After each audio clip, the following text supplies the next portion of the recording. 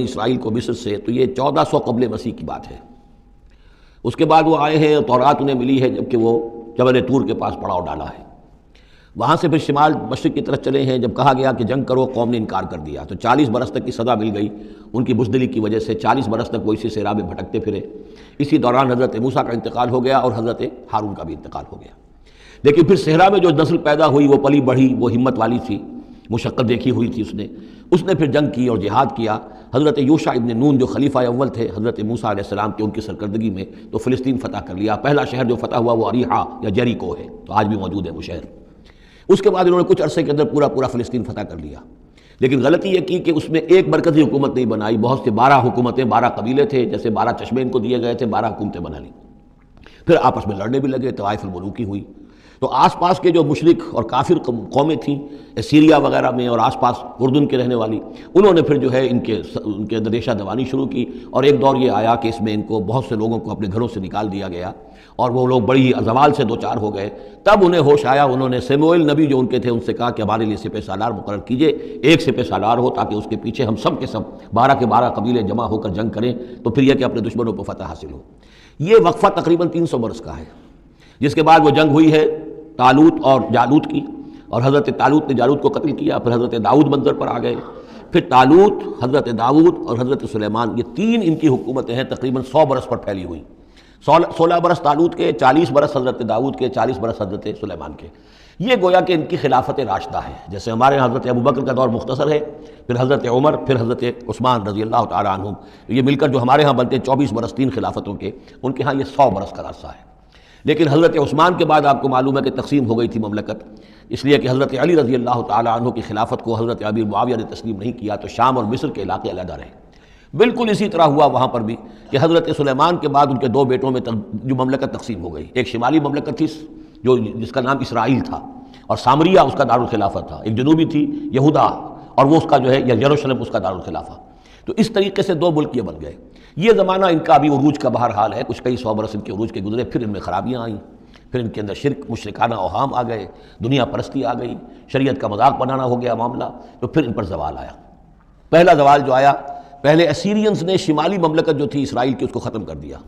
یہ کوئی ختم کیا انہوں نے اس سے کافی پہلے 700-800 برس قبل حضرت مسیح کے۔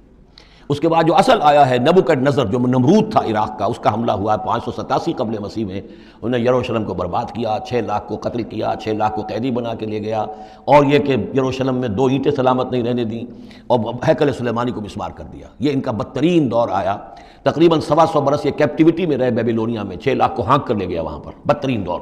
تو پہلا عروج اس کا جو کلائمیکس تھا وہ طالوت اور داؤد اور سلیمان کا دور حکومت، اور پہلا زوال جس کا یوں سمجھیے کہ سب سے نیچے کی پوزیشن یہ ہے جو کیپٹیوٹی کا دور ہے ان کا۔ اس کے بعد حضرت عزیر علیہ السلام ان میں آئے، اللہ نے بھیجا، انہوں نے دعوت اصلاح توبہ کی منادی کی، پھر یہ لوگ کچھ ٹھیک ہوئے۔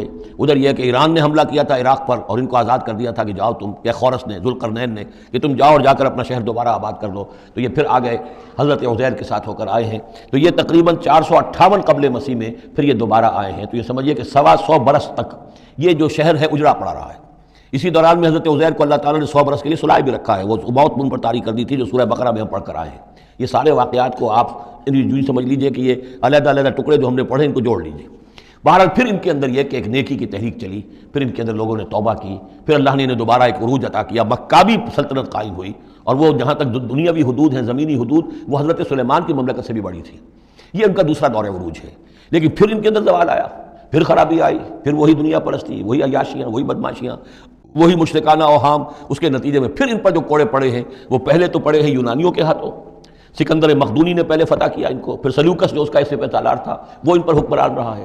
اس کے بعد یہ ہے کہ پھر رومنز آ گئے، رومنز نے ان کو فتح کر لیا، ان کی حکومتیں چلتی رہیں۔ یہ دوسرا دور ہے۔ اس دور میں پھر یہ ہے کہ رومن ہی کے ہاتھوں سن 70 عیسوی میں دوبارہ یروشلم تباہ و برباد ہوا، 1,33,000 یہودی ایک دن میں قتل کیے۔ پھر دوبارہ وہ ٹیمپل یا ہیکل سلیمانی جو دوبارہ تعمیر کر لیا تھا حضرت عزیر کے بعد، پھر وہ مسمار کر دیا گیا، اور وہ آج تک مسمار پڑا ہوا ہے۔ اور گویا کہ حضور صلی اللہ علیہ وسلم کی بعثت کے وقت 500 برس ہو چکے تھے اس کو مسمار ہوئے ہوئے۔ سن 70 عیسوی میں وہ مسمار ہوا، اور 571 میں حضور کی پیدائش ہے، یعنی آپ کی پیدائش بھی پورے 500 برس بعد ہوئی ہے، جبکہ یہ رومیوں کے ہاتھوں ہیکل سلیمانی تباہ و برباد کر دیا گیا تھا۔ یروشلم میں پھر کوئی متنفس نہیں رہا، لیکن یہ کہ بعد میں جو ہے اس کے اندر ان کو یہاں سے نکال باہر کیا گیا، ان کا ڈائسپورا شروع ہو گیا۔ وہ ڈائسپورا اس صدی کے شروع میں ختم ہوا ہے، وہ پھر میں بعد میں بات کروں گا۔ یہ ساری داستان بڑی اہم ہے، اس لیے کہ یہ سابقہ امت مسلمہ ہے، یہ وہ امت مسلمہ ہے جس کے ہاں 1400 برس تک نبوت رہی، جس کے ہاں 3 کتابیں نازل ہوئی ہیں، جن کے بارے میں قرآن میں 2 جگہ ہے، یا بنی اسرائیل اذکروا نعمتی التی انعمت علیکم وانی فضلتکم علی العالمین، میں نے تمام جہان والوں پر تمہیں فضیلت دی ہے۔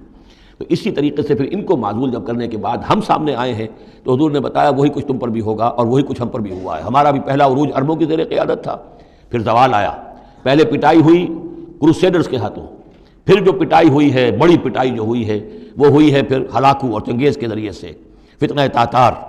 اس کے بعد پھر جو ہے وہ قیادت بدل گئی، عربوں کی قیادت کے بجائے ترکوں کی قیادت آ گئی۔